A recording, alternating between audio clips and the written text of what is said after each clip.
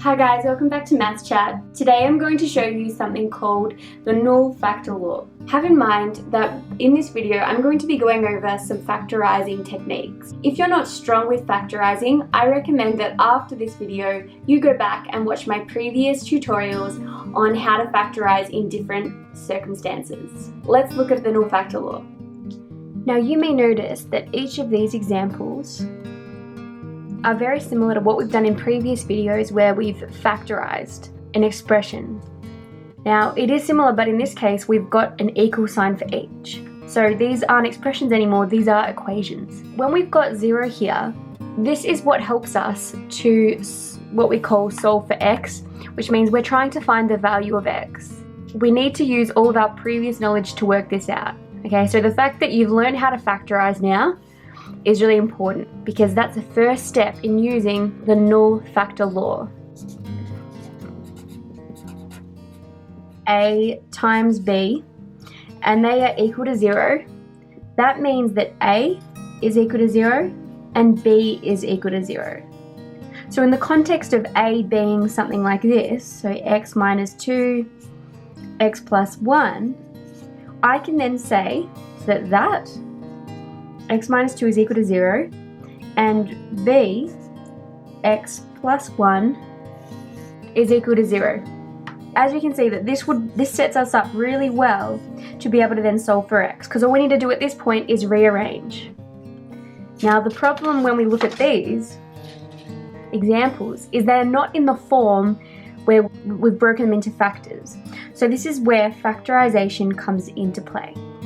So let's look at the first one. That's a slightly easier one. We're going to use the difference of 2 square rule. So the difference of 2 square rule, I'll just remind you, is a squared minus b squared, and that is equal to a minus b and then a plus b. If I know that a is x and b is 4, like so, minus 4 squared, that means I've got this, x minus 4, x plus 4, and that is using this law, the difference of 2 squares rule. So at this point, remember what I said about the Null Factor Law, is we can now make each of the individual factors equal to 0 to solve for x. Let's go over here. I've got x minus 4 equal to 0 and x plus 4 equal to 0. To make x on a side by itself, just like what we do whenever we're solving for x in any context, we start rearranging. So plus 4, which gives me x is equal to 4. And if I subtract 4 over here, because I want to get rid of it on the left hand side, I'm left with x equals negative 4.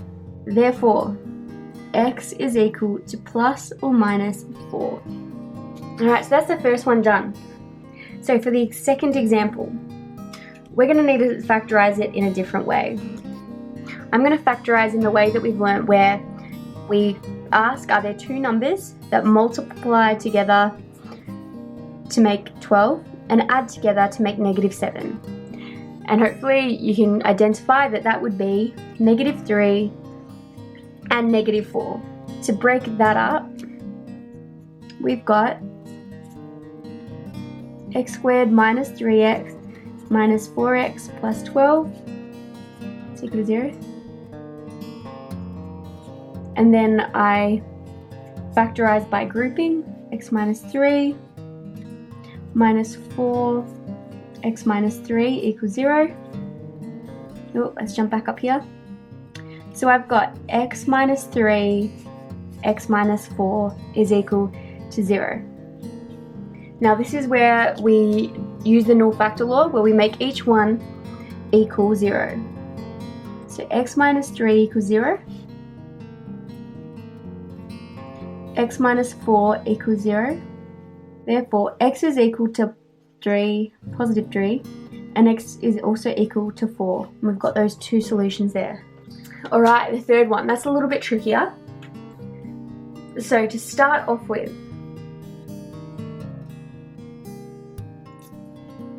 there's a 3 over here that is different to the others because obviously this is not equal to 0.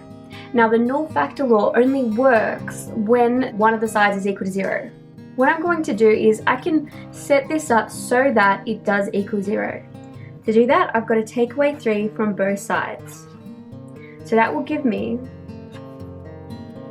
10x squared minus 13x, that still stays the same, and then the minus 3 gets tacked on the end, and that is equal to 0. So now it's in a form where I'll be able to solve for x. I'm going to try the method where I multiply this one and this one to come up with factors. 10 times negative 3 is equal to negative 30. So I've got to think, are there two numbers that when added together equal negative 13? And that would be negative 15 and positive 2. So this is where we break it into the different terms. Negative 15x plus 2x minus 3 is equal to 0. At this point, I factorize the first half, which gives me 5x, 2x minus 3, plus, and then there's no common factor, so that just stays as 2x minus 3. So then I bring the 2x plus 3 out the front, because that is a common factor of now both terms in my equation. And left over is 5x plus 1, which we can't see, but we know that it's there in front of that bracket. And that is equal to 0. To solve for x, remember we want to make each of these individually equal 0. So, let's do it over here. 2x minus 3 is equal to 0. And 5x plus 1 is equal to 0. So I'm going to add 3 first of all. 2x is equal to 3. I'm going to subtract 1, subtract 1. So I'm showing you the same steps for each factor. Then I divide by 2, divide by 2, divide by 5, divided by 5. So therefore x is equal to 3 over 2. And x is equal to negative 1 over 5. And those are the two answers for x. So that's it for today. Make sure that if you've got any questions, you leave them in the comment section below. Also hit like and subscribe to my channel. I'll see you next time on Maths Chat.